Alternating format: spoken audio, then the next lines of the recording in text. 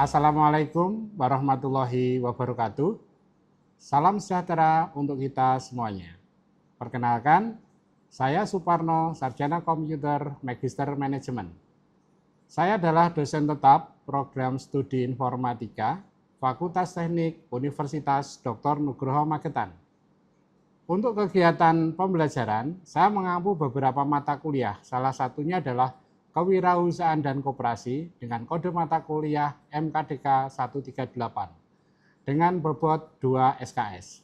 Pelaksanaan perkuliahan ini dilaksanakan secara tatap muka dengan 16 kali pertemuan, 14 kali untuk materi perkuliahan, 2 kali pertemuan untuk UTS dan juga UAS. Pada mata kuliah Kewirausahaan dan Koperasi ini, salah satu profil lulusannya adalah menjadi Technopreneur Digital System Administrator Lokal, atau lebih mudahnya menjadi usahawan di bidang teknologi. Deskripsi mata kuliah untuk Kewirausahaan dan Koperasi adalah membekali mahasiswa dengan pemahaman secara komprehensif mengenai konsep dasar, sikap, etika, jiwa kewirausahaan.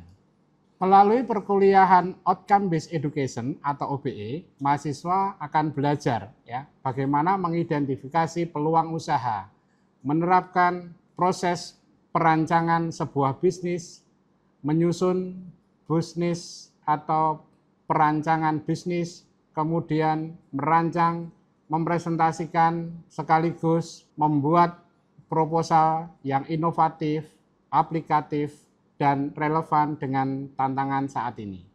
Untuk mendukung profil lulusan tersebut, dijabarkan melalui capaian pembelajaran lulusan yang meliputi sikap, pengetahuan, keterampilan umum, dan keterampilan khusus. Dari CPL tersebut, saya jabarkan melalui CPMK 1, CPMK 2, CPMK 3, dan CPMK 4. Dari CPMK yang saya jabarkan tadi, dijabarkan lagi melalui sub CPMK 1 hingga 16. Tentunya pendekatan pembelajaran berpusat pada mahasiswa atau student center learning. Model pembelajaran ini menggunakan PBL atau problem based learning. Yang kedua adalah kolaboratif. Kemudian metode yang saya gunakan adalah melalui ceramah, diskusi interaktif, dan juga tentunya penugasan proyek. Sumber pustaka yang digunakan ada buku karya Surjana, ada buku karya Kasmir, dan beberapa buku ataupun e-book yang lainnya. Untuk lebih jelasnya, marilah kita simak video pembelajaran berikut ini. Oke, bismillahirrahmanirrahim. Assalamualaikum warahmatullahi wabarakatuh. Selamat pagi semuanya. Sehat semua ya? Sehat. Alhamdulillah. Wah, tumben hari ini full. Oke ya? Oke, semangat ya. Baik, pada hari ini kita akan melanjutkan mata kuliah kita, yaitu tentang kewirausahaan dan koperasi. Di pertemuan kita kali ini, kita akan membahas tentang pola pikir pola pikir seorang wirausahawan dan juga pola pikir seorang pekerja. Namun sebelum itu kita review dulu ya pertemuan kita beberapa minggu yang lalu. Coba perhatikan yang ada di layar ini. Masih ingat ini gambar apa?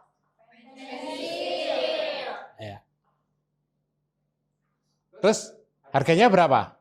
2.000. Ada yang 2.000, ada yang 2.500, tergantung daerah yang menjual ya. Oke, sekarang yang berikutnya. Dilihat. Ini ada gambar apa juga kira-kira? Pensil juga ya? Nah, apa bedanya dengan ini? Ada tambahan apa? Boneka-boneka. Terus ada apa lagi? ditambahin aksesoris ya intinya. Terus kalau beli dengan yang model seperti ini, kira-kira harganya berapa? 5.000. Ada yang 5.000, ada yang 7.000 tergantung yang jual ya, intinya kan gitu. Bisa dilihat ya dari sini, yang dijual berarti apa? Sama-sama pensil, tapi beda wujud, sehingga beda harga. Kita lihat lagi yang berikutnya. Sudah berubah belum? Oke ya, sama, masih pensil juga kan? Nah, ini malah ditambah apa lagi?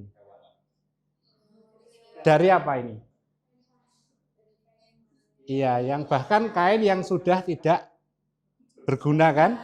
Tapi diberikan sentuhan, diberikan inovasi, ya, menjadi sesuatu yang berguna, ya. Dan jika dijual lagi ternyata juga memiliki nilai jual yang lebih tinggi. Berarti bisa dilihat ya. Apa kira-kira simpulannya? Atau saya review lagi gambar yang berikutnya, silakan dilihat. Ini apa ini? Nah, tapi kita fokusnya ini apa ini? Tempatnya atau wadah pensilnya ya. Itu biasa ya. Warnanya apa? Coba kalau diberikan seperti ini, seperti gambar itu. Ya. Dilihat. Dikasih apa ini? Kan sama. Dikasih apa? Hiasan dan seterusnya. Sehingga apa? Kita review bahwa kewirausahaan dulu adalah apa? Membuat suatu nilai barang dari yang biasa menjadi nilai yang lebih. Jadi itu adalah, berarti masih ingat ya? Oke. Ini kalau kita simpulkan ini ya, pada intinya ini. Jadi kewirausahaan itu adalah mengubah nilai suatu barang menjadi lebih bernilai. Otomatis nilai jualnya jauh lebih tinggi. Kira-kira enak nggak nanti jadi wirausahawan? Enak. Yakin lo ya? Atau mungkin ada punya cita-cita lain? Oke ya, ini dari ahli ya tentang kaitannya definisi kewirausahaan. Kemarin sudah kita bahas ya. Saya ingin mengingatkan saja. Nah, yang berikutnya kita mulai masuk ke ini ya. Yang pertama adalah perbedaan mendasar ya. Bagaimana kita bisa membedakan seorang karyawan yang profesional dan juga seorang wirausaha ya. Secara mendasarnya seperti ini ya. Yang pertama ada beberapa aspek yang harus kita ingat di sini. Yang pertama bahwa untuk fokus utama dari seorang pekerja ya. Jadi pekerja itu dia pengennya apa? Secara finansial dia aman. Dapat gaji rutin, ya kan? Pengennya seperti itu toh kalau karyawan itu. Kemudian stabilitas, ada jenjang karir yang jelas atau terprediksi. Sementara untuk fokus utama dari seorang wirausahawan itu adalah namanya saja wirausahaan, dia pengen apa? Adanya sebuah kebebasan. Ya. Ya tidak ditekan oleh atasan, ya. Bukan berarti kita terus seenaknya sendiri, enggak. Seorang wirausahaan juga harus punya apa? Alur, punya pola pikir, di mana pola pikir itu harus jelas ya. Karena menjadi pemimpin untuk dirinya sendiri juga. Yang berikutnya, seorang pekerja pasti berpikirnya dari pendapatan kan dia linear. Linear ini artinya sesuai dengan kemampuan yang kita miliki, sesuai dengan ijazah yang kita miliki. Ya, gajinya tetap berbanding lurus dengan waktu yang ditukarkan. Kemudian untuk pola pikir pendapatan dari seorang wirausahawan adalah secara eksponal, secara fluktuatif ya, itu berbanding lurus dengan nilai atau skala bisnis yang dia kembangkan. Ya. Berikutnya untuk tanggung jawab. Seorang pekerja ya, dia job desk-nya jelas. Sebagai seorang satpam katakanlah, dia job desk-nya apa? Bidang menjaga keamanan ya. Jadi di sini kalau dia seorang katakanlah marketing, ya dia harus bertanggung jawab dengan dunia marketingnya. Bagaimana penjualan terus bisa meningkat. Tapi gajinya tetap nggak nanti? Ya tetap ya. Nah, seperti itu. Kemudian kalau seorang wirausahawan, dia punya mindset bahwa dia akan bertanggung jawab seluruhnya terhadap kelangsungan usaha yang dirintis atau yang dimiliki. Kemudian dari faktor kegagalan, ini mau tidak mau namanya sebuah resiko, baik itu bekerja maupun menjadi seorang usahawan, tentu ada risiko gagal, itu pasti ya.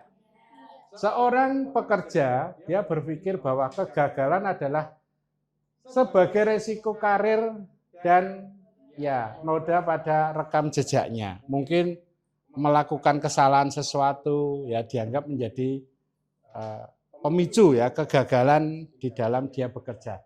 Sementara bagi seorang wirausahawan, dia berpikir bahwa kegagalan itu adalah bagian dari sebuah proses ya, di mana sebagai seorang wirausahawan kita harus apa? Lebih banyak belajar ya, lebih banyak membaca berbagai literasi agar rintisan usaha yang kita lakukan ini terus bertahan, terus berkembang ya.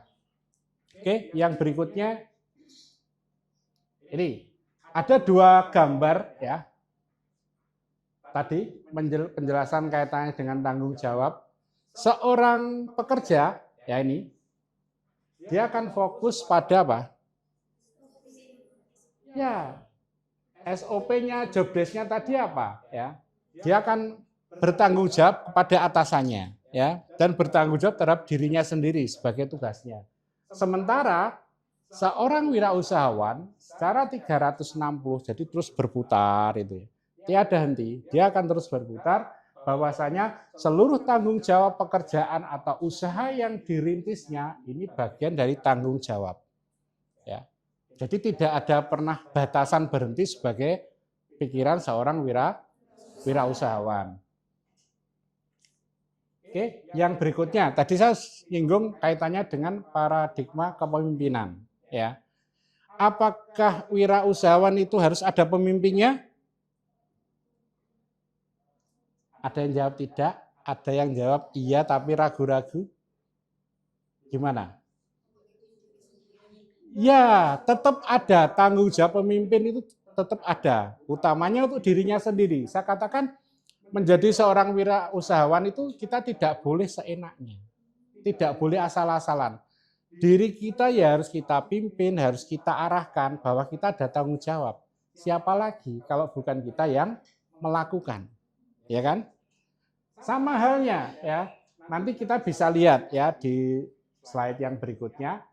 Ini kita sudah bedakan ya bagaimana visi dari seorang pekerja, kemudian visi seorang wirausaha ya.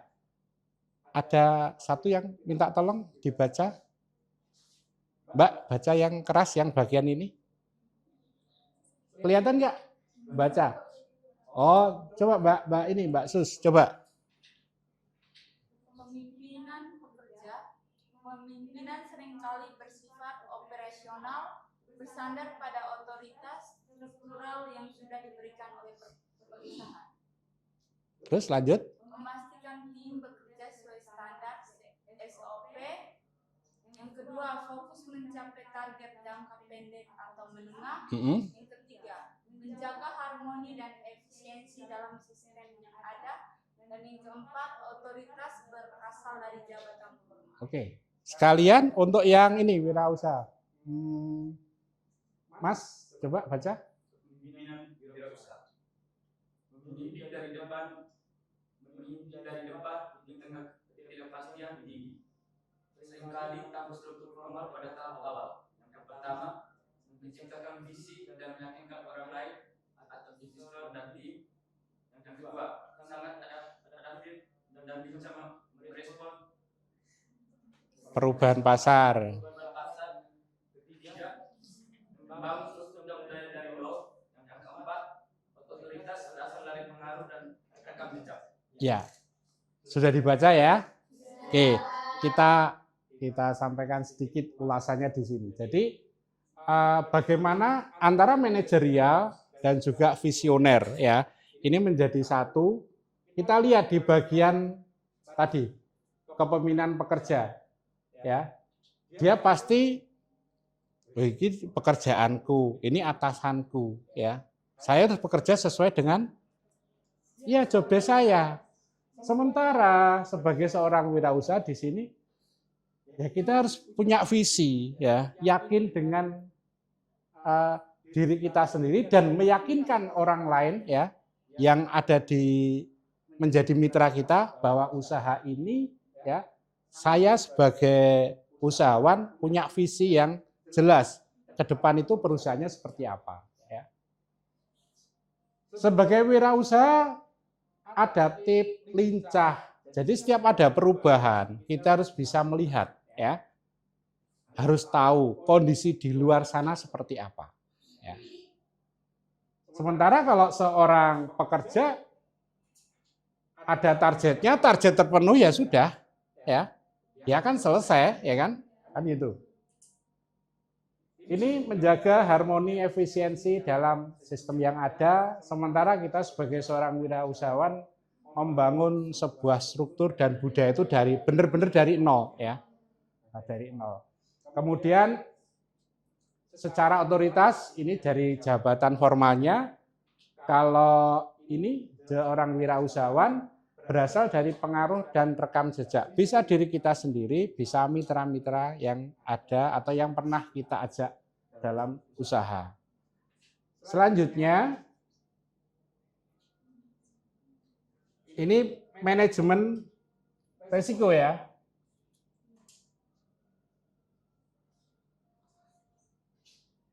Semua pasti ada risiko, baik sebagai seorang pekerja maupun sebagai seorang usahawan.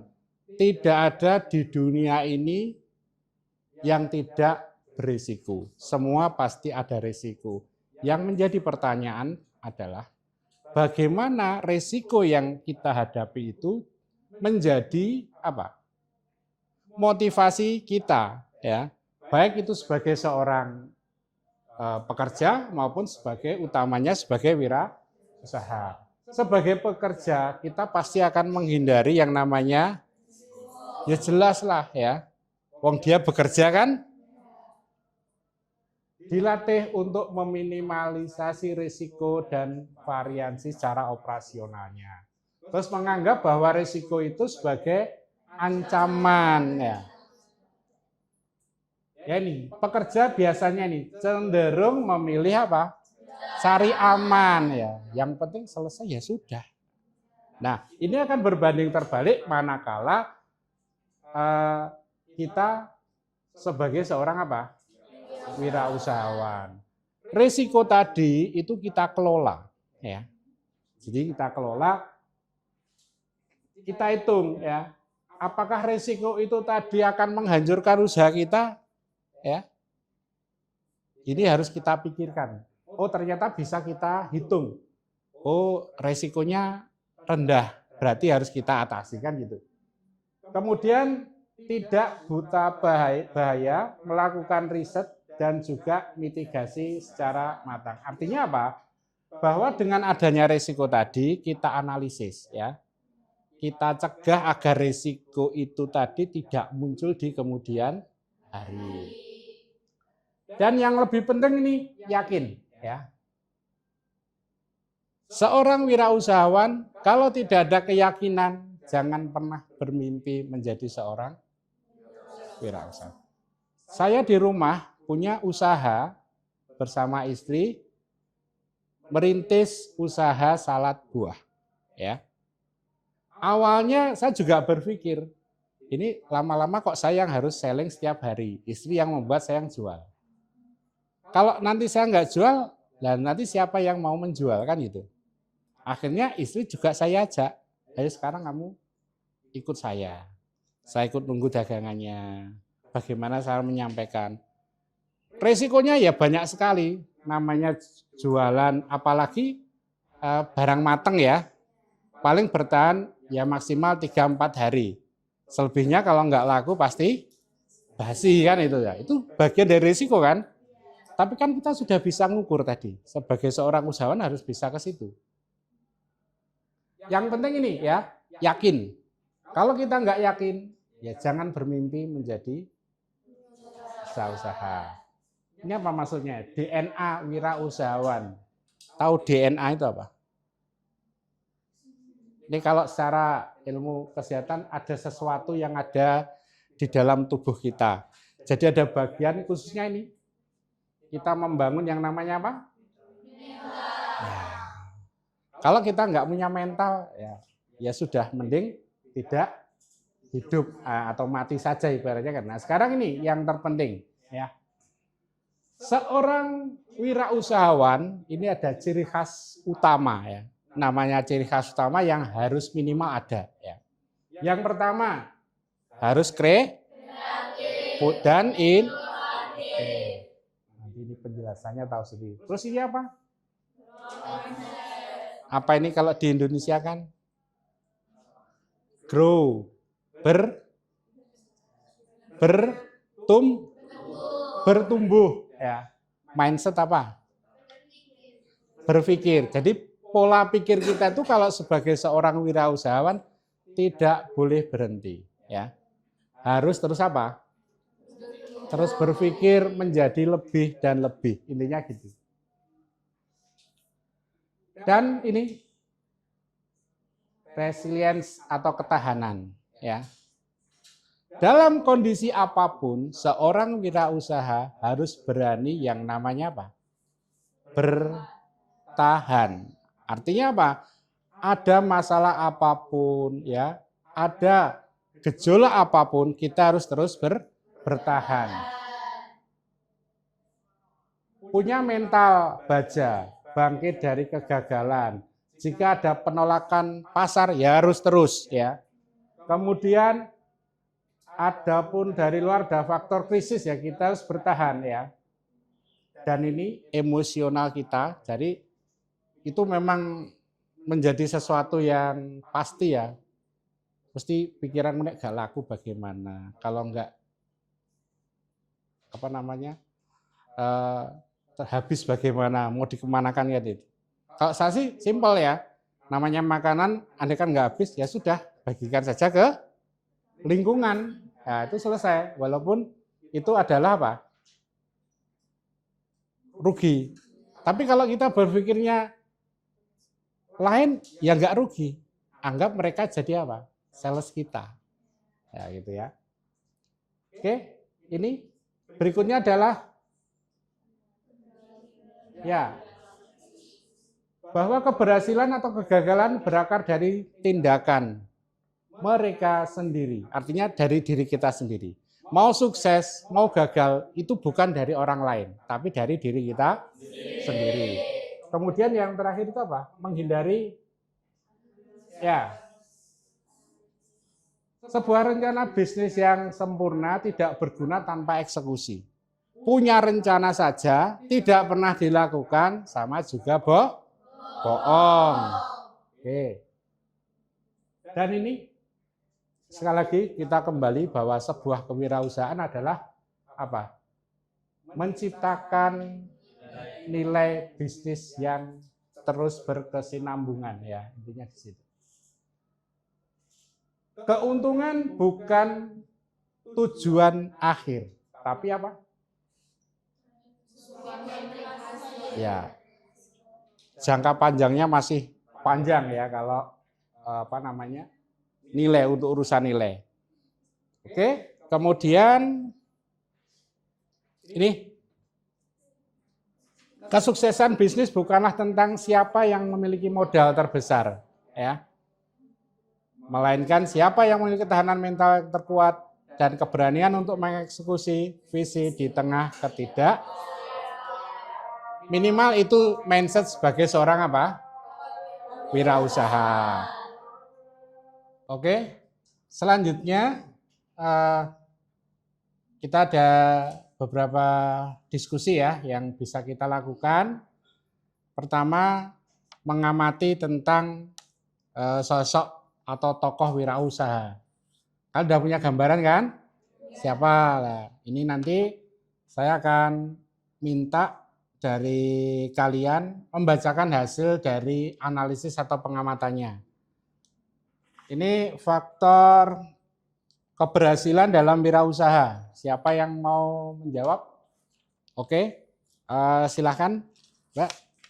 Faktor keberhasilan dalam wirausaha yaitu yang pertama, memiliki tujuan yang jelas, yang kedua, kreatif dan inovatif, yang ketiga, kerja keras dan disiplin, yang keempat, mampu membaca peluang pasar, yang kelima, pelayanan baik kepada pelanggan, yang keenam, pengelolaan keuangan yang baik. Oke. Yang lain gimana? Sepakat? Ya, sepakat. Baik, sekarang yang berikutnya faktor kegagalan dalam wirausaha. Ada tadi keberhasilan, tentu pasti ada kegagalan ya. Oke, siapa yang menjawab? Oke, silakan.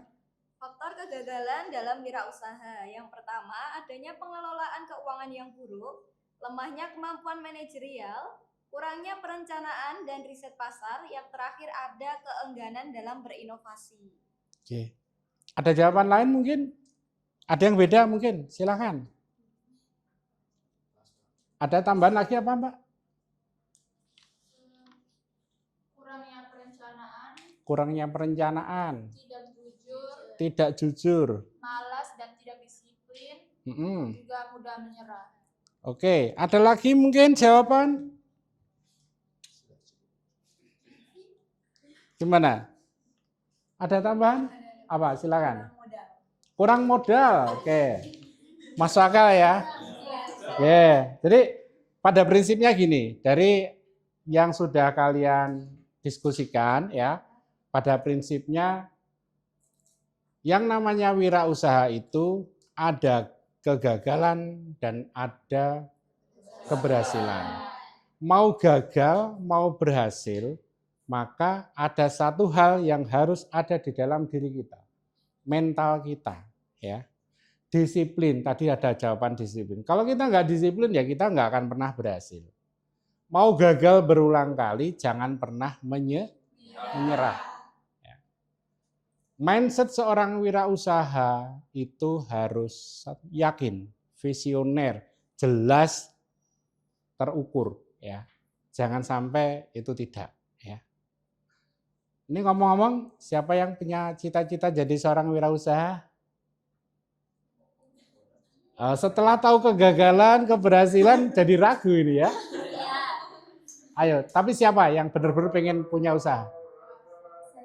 Oke, wah ternyata banyak. Oke ya, tepuk tangan untuk kalian semuanya. Ya. Oke, baik. Kiranya itu ya untuk kuliah kita di minggu kali ini. Saya berharap dengan mempelajari tentang pola pikir seorang wirausaha, saudara bisa nanti ke depannya sudah mempersiapkan. Saya pengen jadi seperti apa. Karena ini kita ada di Prodi Informatika, tentu harapannya juga punya wirausaha di bidang apa? Teknologi ya. Oke. Sementara itu dari saya, ada kurang lebih dalam penyampaian, saya mohon maaf. Saya akhiri, Assalamualaikum warahmatullahi wabarakatuh. Oke ya, makasih semuanya. Demikian video pernyataan diri dosen dalam unjuk kerja Tridharma Perguruan Tinggi atau PDD UKTPT yang saya buat, semoga bermanfaat dan memiliki dampak nyata bagi semuanya. Amin, amin, ya rabbal alamin. Wassalamualaikum warahmatullahi wabarakatuh.